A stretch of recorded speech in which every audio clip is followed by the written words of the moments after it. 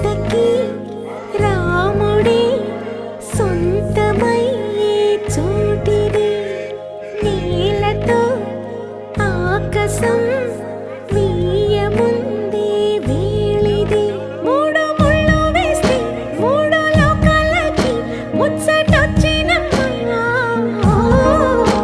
ఏడు అంకలేస్తే ఏడు జన్మాలకి వీడదీసిద్దమ్మా